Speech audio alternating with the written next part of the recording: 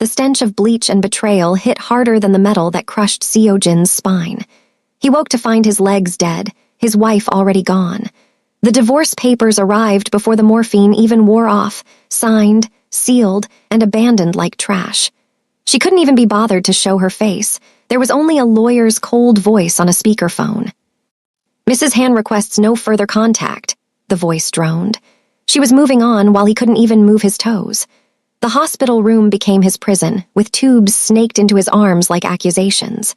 Every rhythmic beep of the monitor reminded him, alive but abandoned, alive but worthless. His phone, once flooded with 17 missed calls before the accident, now sat silent for days. Business partners vanished, friends stopped texting, and even his own family went quiet, as if paralysis was contagious. The discharge nurse, eyes avoiding his, delivered the final blow. His wife had cleared out the apartment and taken everything. The landlord gave him 2 weeks to vacate. 2 weeks to do what? Crawl. He wanted to scream, but his throat was too raw from the breathing tube. Instead, he just stared at the ceiling tiles, counting the stains and wondering which would kill him first. The bed sores or the crushing realization that the woman who promised in sickness and in health had meant it as a limited-time offer. The first week was pure psychological warfare. Hospital staff whispered in the halls when they thought he couldn't hear. Such a shame. So young. His wife really just left him like that. Their pity was worse than the pain. At least the pain was honest. "Hello, family. How are you doing? Before we proceed, I would love to know where you are watching from. Drop it in the comment and also subscribe to this channel if you are new here." Now let's dive into the story. The hospital room felt less like a place of healing and more like a cold, sterile mausoleum where the sharp, artificial scent of bleach failed to mask the rot of a dying empire. Han Seo-jin lay perfectly still, his broad shoulders and masculine posture mocked by the sleek, modern wheelchair parked in the corner, a polished chrome throne for a king who could no longer stand. His mind, a machine that had run a complex criminal organization for years without a single catastrophic mistake, now turned over a new, bitter reality. He was a fallen legend, and in his world, a wounded predator was just meat for the rest of the pack. The door creaked open, admitting the first of the scavengers. Min-jae, his primary business partner, stepped into the room with a practiced mask of concern that didn't reach his cold, calculating eyes. He stood in the doorway as if Seo-jin's paralysis was a contagious disease that might leap across the sterile tiles and infect his own expensive, custom-tailored suit. The silence in the room was heavy, broken only by the rhythmic, mocking beep of the heart monitor that reminded Seo-jin he was alive but abandoned. "Listen, man, we need to discuss the company," Min-jae began, his voice dropping into a register of false sympathy that Seo-jin recognized as the prelude to a corporate execution.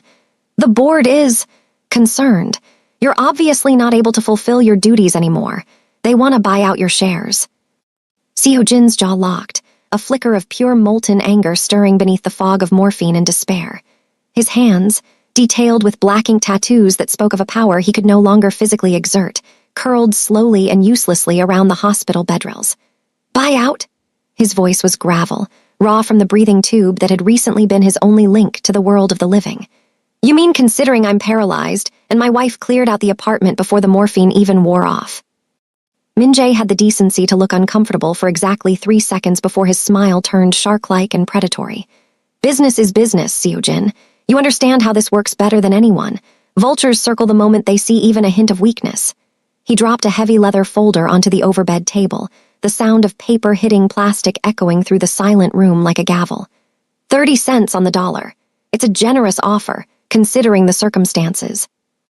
30 cents on the dollar for an empire built on blood, logic, and 11 years of unwavering discipline. It was more than an insult. It was a strategic move to strip him of his legacy while he was still buried alive inside a body that refused to obey his commands. Seo-jin looked at the heavy fountain pen sitting atop the contract.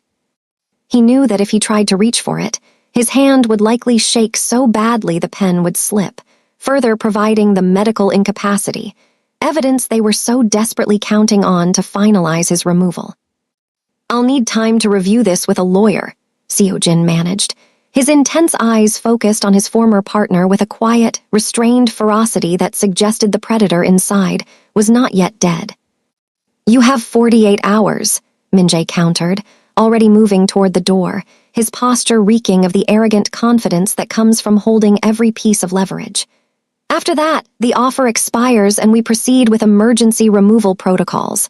Don't make this harder than it has to be, Seojin. You're finished."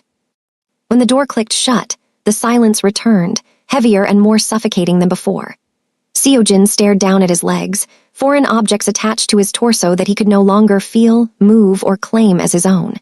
He was a practical man, a person who had always thrived on necessity and results, but now the only necessity felt like the dark, seductive whisper of surrender. Every beep of the monitor was a rhythmic accusation, alive but abandoned, alive but worthless. He had been a god in a dark suit, feared by the city, and now he was just a patient waiting for the bedsores or the crushing weight of his own pride to kill him first. His hand drifted toward the call button, then past it, his fingers hovering near the medical lines that snaked into his arms like accusations. One pull.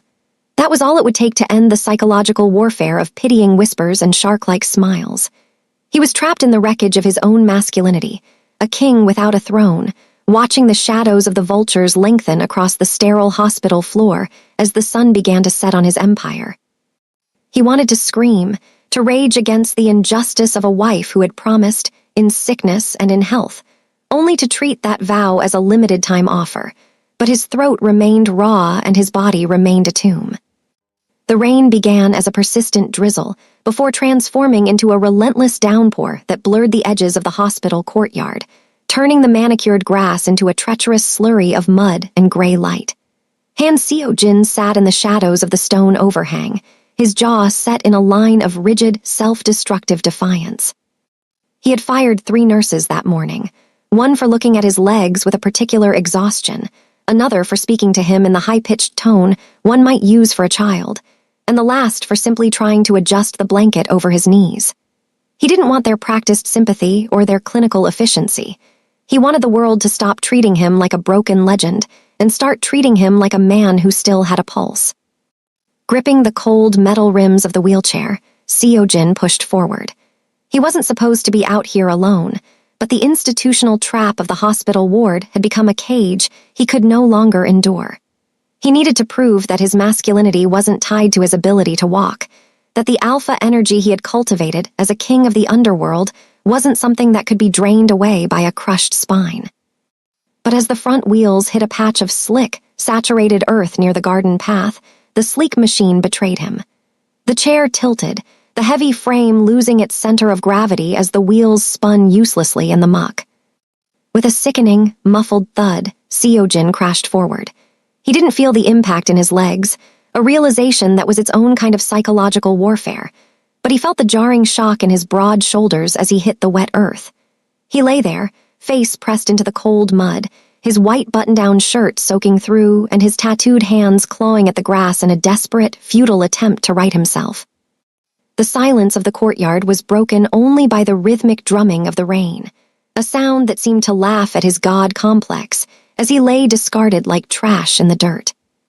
"Sir, are you okay?" The voice was soft, lacking the sharp, professional edge of the medical staff or the shark-like condescension of his former partners. Seojin didn't look up, his fingers curling into the mud in a spasm of shame. He waited for the gasp of horror, the frantic call for a doctor, or the heavy weight of pity that usually followed his presence. Instead, he felt a pair of steady, warm hands settle on his shoulders. Imani Hart didn't flinch at the sight of the fallen king. She was a young woman with smooth, medium-deep brown skin and natural features that radiated a humble yet confident strength.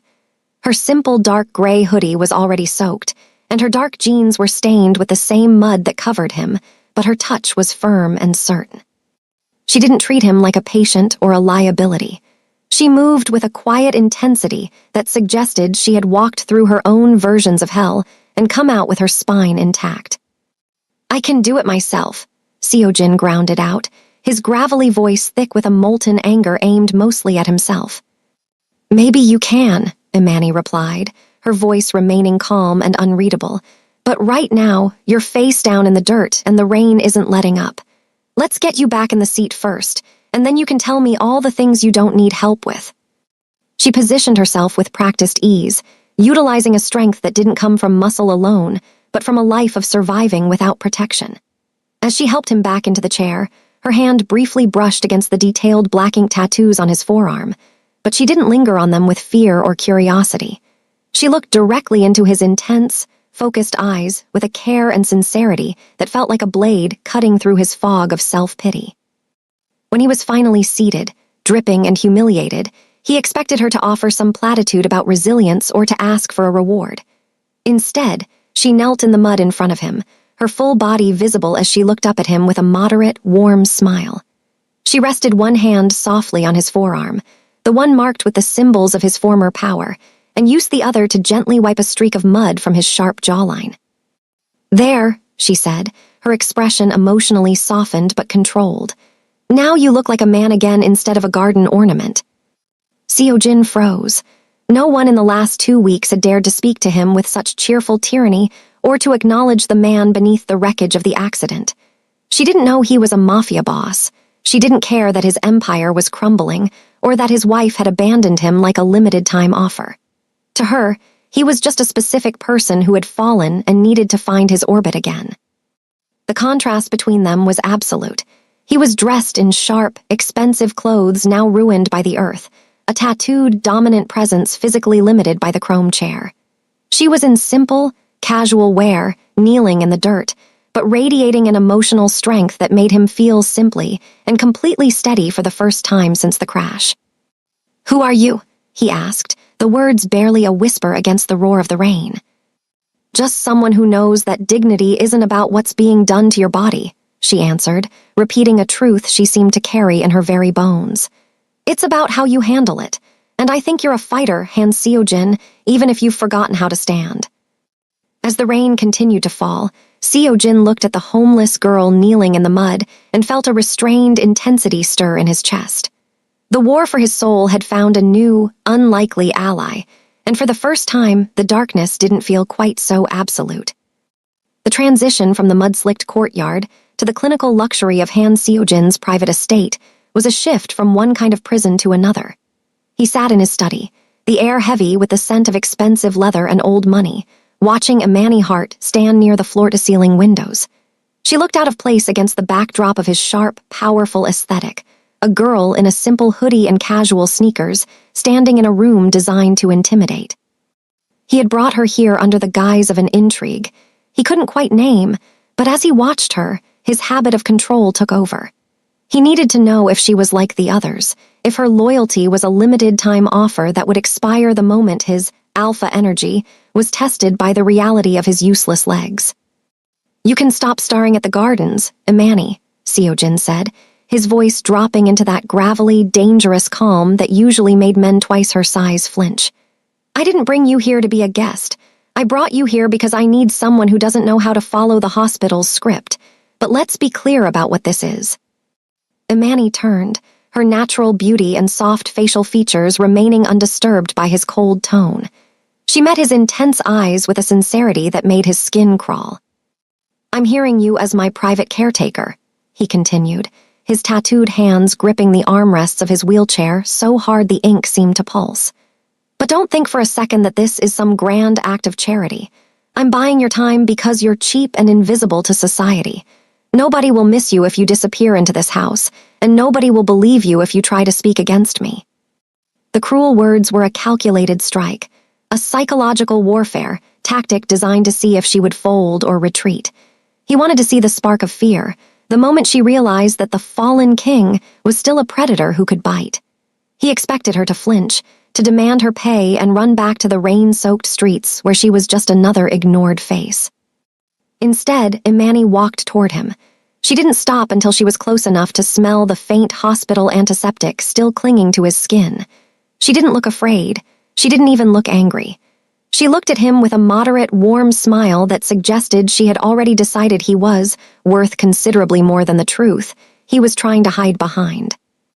"You're trying very hard to be the monster everyone expects you to be, Han Seo-jin," she said, her voice a humble yet confident hum in the quiet room. "But I've spent my life surviving people who were actually dangerous. You're just a man who's terrified that if he isn't feared, he doesn't exist." Seo-jin's jaw tightened. "I am a mafia boss, Imani. My world is built on fear. Without it, I'm just a broken legend in a chrome chair." "To the vultures outside, maybe," Imani countered, kneeling in front of him just as she had in the mud, her emotional strength radiating warmth and loyalty. She rested a hand softly on his tattooed forearm, ignoring the alpha energy he was trying to use as a shield. "But to me, you're just Seo-jin, and I'm not leaving just because you're having an identity crisis." He wanted to push her away, to say something even more unforgivable to ensure she would abandon him like his wife and partners had. His pride demanded he remain untouchable, isolated in his god complex. But as she looked at him with that quiet intensity, he felt his resolve begin to crumble. He was used to being feared or used, but this unlikely ally was offering something he didn't know how to handle, a loyalty that wasn't transactional. "You'll regret staying," he whispered, the threat lacking its usual venom. "Everyone leaves when the king falls." "Then it's a good thing I never cared much for kings," Imani replied, her smile widening just enough to show she wasn't intimidated by his status or his scars. "I'm here for the man, and that man has work to do." As the shadows of his estate lengthened, Seo-jin realized that his king's ransom hadn't bought her silence or her service. It had bought him a witness, the only person in the city who saw the man beneath the throne and refused to blink. The war for his empire was still coming, but for the first time, the institutional trap of his own making felt like it might finally have a door. The shadows in the master suite of the Han estate were long and jagged, stretching across the floor like the reach of the enemy's Seo-jin could no longer stand to face. Night offered no sanctuary for a man whose mind was a high-functioning machine, now tuned to the frequency of his own destruction. He lay in the expansive bed, his broad shoulders tensed against the silk sheets, trapped in a trauma-induced nightmare where the screech of tires and the sickening crunch of metal played on a loop.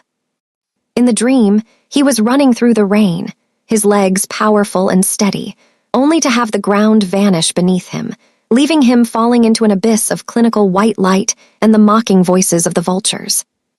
Imani Hart appeared in the doorway, alerted by the ragged, uneven rhythm of his breathing. She didn't turn on the overhead lights. Instead, she moved through the dimness with the quiet intensity of someone who had navigated her own share of trauma. She saw him thrashing, his tattooed hands clawing at the air as if trying to grasp a power that had slipped through his fingers the moment his spine shattered. She sat on the edge of the bed, her presence radiating a warmth and loyalty that served as an anchor in his storm. Without a word, she began to massage his legs. They were heavy and unresponsive, foreign objects attached to his torso that he had spent weeks regarding with a mixture of rage and disgust.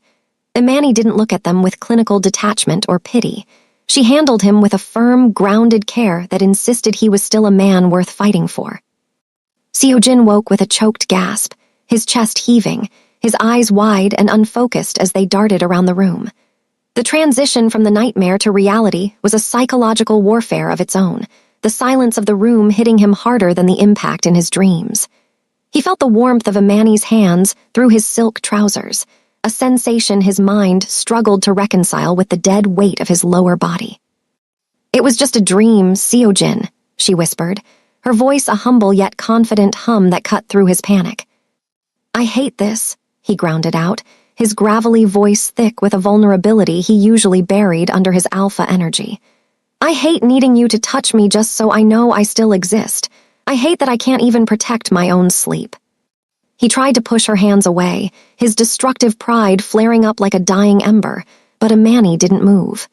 She stayed beside the bed, looking up at him with a care and sincerity that made his breath hitch. "You think dignity is about control," she said, her smile moderate and warm despite the darkness. "But I learned when I was at my lowest that dignity is about how you handle the truth, and the truth is, you're not alone." Seo-jin looked at her, the simple hoodie, the low bun, the natural beauty that didn't require the glitz of his former world, and felt a moment of shattered, shared vulnerability. He was used to women who wanted his power or his money, women who saw him as a transactional figure to be managed. But Imani saw the man beneath the throne. I can't give you the life you deserve, he whispered, his tattooed hand reaching out, hovering for a second before he allowed himself to cup her jawline. I'm a fallen king, Imani, a broken legend. I don't want a legend, she replied, leaning into his touch, her eyes locked on his with an emotional strength that challenged his self-hatred. I want the man who's brave enough to stay in this room with me when the lights are off. In the silence of the estate, the silent battle shifted. The conflict wasn't just about his legs or his empire anymore. It was about whether he could believe in a love that wasn't a limited-time offer. As she continued to massage his legs, a rhythmic, grounding motion that defied the darkness, Seo-jin felt the first stirrings of a new identity, one not built on fear, but on the loyalty of the one person who refused to blink. The morning light filtered through the study windows, but the warmth felt artificial as Han Seo-jin sat in his wheelchair, staring at a phone screen that was suddenly alive with a new kind of toxicity. News of his progress, whispers of a miracle recovery, fueled by the relentless physical therapy Imani had championed, had leaked beyond the estate walls. He had spent weeks in a silent battle to reclaim his autonomy, but the world was already moving to turn his healing into a transaction. The sound of heels clicking against the marble foyer signaled the arrival of a ghost. The door to the study opened, and Seo-jin's jaw locked as his ex-wife, Hae-jin, stepped into the room. She was perfectly dressed, her makeup a flawless, calculated mask of regret that didn't hide the predatory focus in her eyes. She didn't look like a woman who had abandoned him like trash, while the morphine hadn't even worn off. She looked like a grieving partner ready to fulfill her duties now that the corpse of his empire was showing signs of life. Seo-jin, she began, her voice a saccharine hum that made his skin crawl. I heard you were doing better. I couldn't stay away once I realized there was hope. I made a terrible mistake in the heat of the trauma. Seo-jin's tattooed hands gripped the armrests of his chair, his broad shoulders tensed with a quiet intensity that challenged her performance. You didn't make a mistake, Hae-jin. You made a choice. You cleared out the accounts and filed for divorce when you thought I was finished. Now that the vultures are hearing I might stand again, you want back in. Hae-jin didn't flinch. Instead, she let her eyes wander to Imani, who stood by the window, her simple hoodie and natural beauty a stark emotional contrast to the sharp, expensive aesthetic of the room. The look Hae-jin gave her was one of undisguised venom, dismissing her as just the help who had gotten ideas above her station. I see you found a distraction, Hae-jin said, her tone dripping with a shark-like condescension. But let's be realistic. You're a powerful man, Seo-jin. You need someone who understands the language of power and the transactional world we built, not a homeless girl playing at being a nurse. Imani walked forward, her humble yet confident presence radiating a warmth and loyalty that Hae-jin could never mimic. She didn't look afraid or intimidated by the woman who had once occupied this throne. She looked at Seo-jin, her eyes searching his for the man she had pulled from the mud. She's right about one thing, Imani said, her voice a steady hum that cut through the tension. You are a powerful man, but power isn't about who you used to be. It's about who stays when the lights go out. The air in the room grew thin as the institutional trap closed in again. Hae-jin wasn't here for reconciliation. She was here to reclaim his wealth and ensure she didn't lose her standing as his empire began to crumble. She was banking on Seo-jin's destructive pride, hoping he would choose the convenient lie of his old life over the built-through-fire truth of his new one. Get out, Seo-jin grounded out, his gravelly voice thick with a restrained intensity. You'll regret this, Hae-jin replied, her mask finally cracking to reveal the cold calculation underneath. When the board moves to strip your authority because you're mentally incompetent and dependent on a stranger, you'll wish you'd chosen the wife who knows how to play the game. As she swept out of the room, the silence she left behind was heavy. Seo-jin looked at Imani, his alpha energy momentarily weakened by the identity crisis Hae-jin had triggered. He was used to being the man who called the shots, but now he was a fallen king whose every move was being scrutinized by vultures. She's not wrong about the board, he whispered, his tattooed hand reaching out for Imani's. They'll use you to destroy me. Then let them try, Imani replied, kneeling in front of him and cupping his jawline with a care and sincerity that made the war outside feel distant. I've survived the streets, Seo-jin. I can survive a few vultures in suits. The question is, can you survive being happy? The return of his ex-wife had signaled the start of a power war, but as Seo Jin looked into Amani's eyes, he realized he wasn't just fighting for his company anymore. He was fighting for the right to be a specific person who didn't have to swallow and smile for a world that only loved him when he was untouchable. The battlefield had shifted from the rain-slicked pavement and the shadows of the estate to a sterile, mahogany-road boardroom that smelled of expensive cologne and old-world desperation. Han Seojin sat at the head of the table, his sleek wheelchair a stark contrast to the heavy leather chairs of his business partners.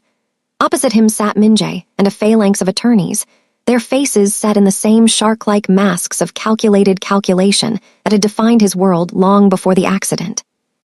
"Mr. Han, we aren't here to discuss your physical recovery," Min-jae began, his voice dropping into that register of false sympathy that Seo Jin had learned to loathe.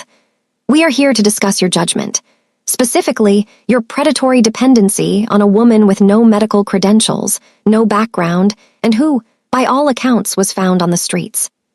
Seo Jin's tattooed hands gripped the armrests of his chair, his broad shoulders tensed with a restrained intensity. Behind him, Imani stood silent, her humble yet confident presence a target for the undisguised venom in the room. "You call it dependency," Seo Jin grounded out, his gravelly voice cutting through the clinical air. "I call it loyalty, something this board hasn't shown since the morphine hit my system."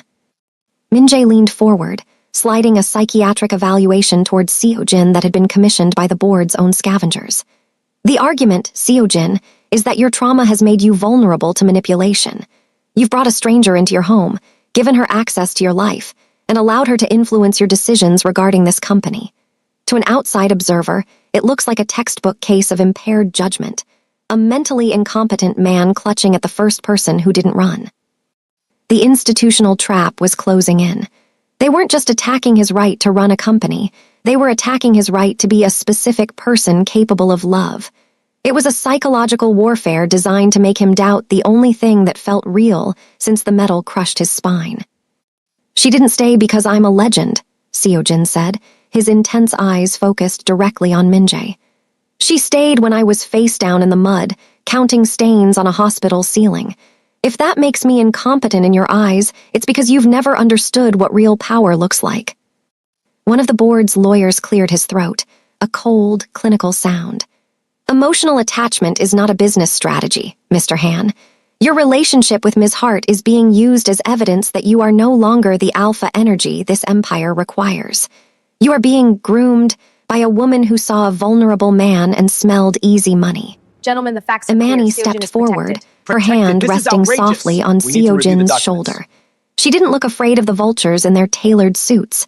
She looked at the room with a sincerity that made the shark-like smiles falter. "You talk about him like he's property to be managed," she said, her voice a steady hum of humble yet confident defiance. "But Han Seo Jin is the only one in this room who isn't a coward. You waited for him to break to steal what he built. I waited for him to remember he's a fighter." The competency duel was no longer just about contracts and shares. It was a war for his soul. Seo Jin realized that his enemies were banking on his destructive pride, hoping he would be so ashamed of needing Imani that he would cast her aside to prove his strength. But as he felt the warmth of her hand on his shoulder, the alpha energy they claimed he had lost returned in a way they didn't recognize. It wasn't the power of fear, but the power of a man who had nothing left to lose and everything to fight for.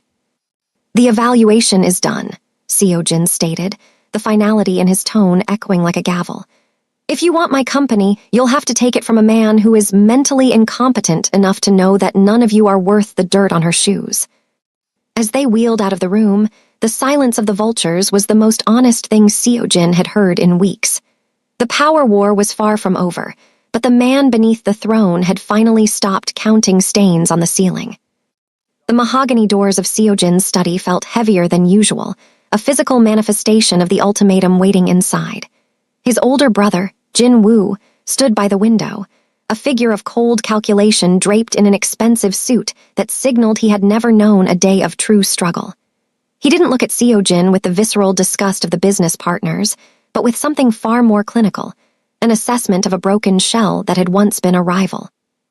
"I heard about the board meeting," Jinwoo began, his tone a mirror of the clinical detachment Seojin had faced in the ICU. You're fighting a war you can't win, little brother. They're circling like sharks because you've given them blood. This dependency on a girl from the streets is the final nail in the coffin. He dropped a revised contract on Seojin's lap, the final offer of a man who didn't believe in mercy.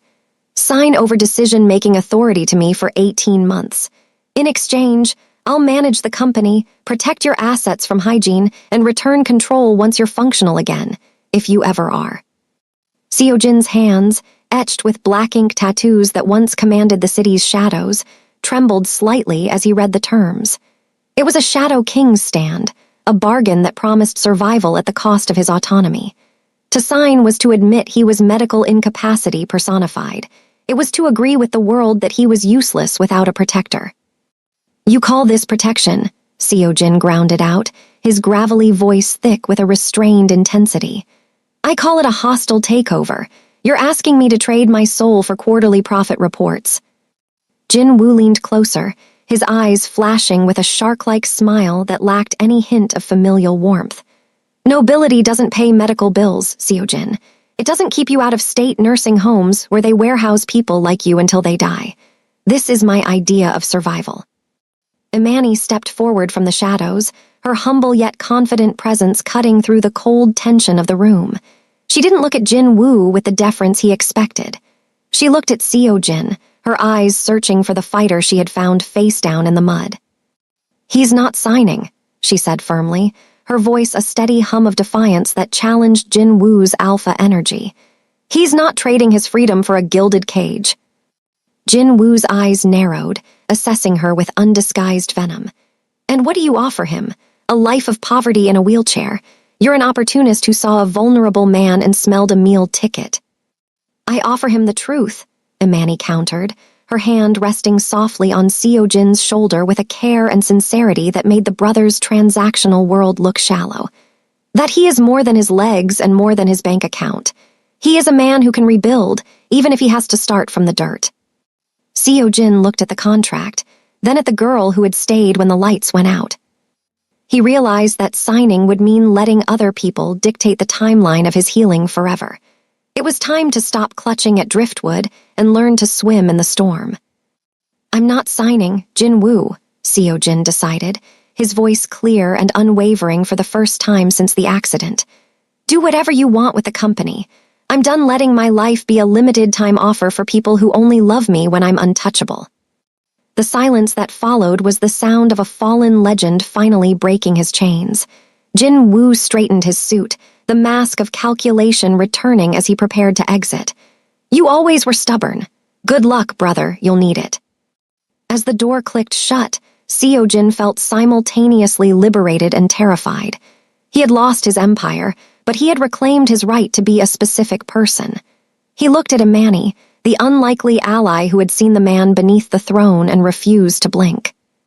We have nothing now, he whispered, his tattooed hand reaching for hers. We have everything that matters, she replied, kneeling in front of him with a warm smile that promised a future built through fire. Seojin nodded, the Shadow King finally stepping out of the darkness and onto his own terms. The garden venue was bathed in the soft, amber glow of a sunset that finally signaled the end of a long, wintered war. It was a small, intimate gathering. Just 20 guests who had proven their loyalty was not a transactional commodity. Han Seojin sat in his wheelchair at the end of the aisle, dressed in a sharp, tailored suit he had chosen for himself, his broad shoulders and tattooed hands no longer symbols of a hidden criminal empire, but of a man who had survived the fire. His expression was emotionally softened, but controlled, his intense eyes fixed on the entrance where the only person who had ever truly seen him was about to appear. When the music shifted, Imani Hart emerged, radiant in a simple white dress that complemented her smooth, medium-deep brown skin. She didn't walk toward a fallen legend or a broken boss. She walked toward her partner. As she reached him, her moderate, warm smile radiated the same loyalty that had kept her kneeling in the mud beside him months ago. Seojin took a deep, steadying breath.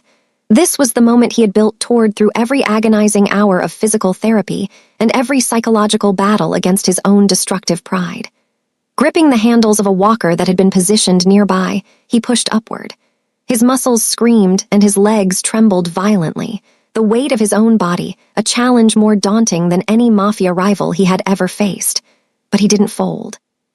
For the first time since the accident, Seo-jin stood on his own 2 feet to greet his bride. It wasn't a miracle recovery designed for a media headline, but a hard-earned triumph of a fighter who had refused to quit.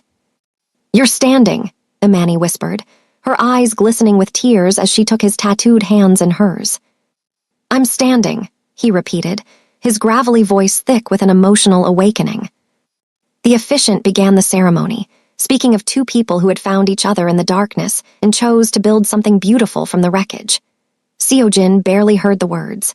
He was too focused on the reality that his masculinity was no longer tied to his power or his mobility, but to the honesty of the woman standing before him.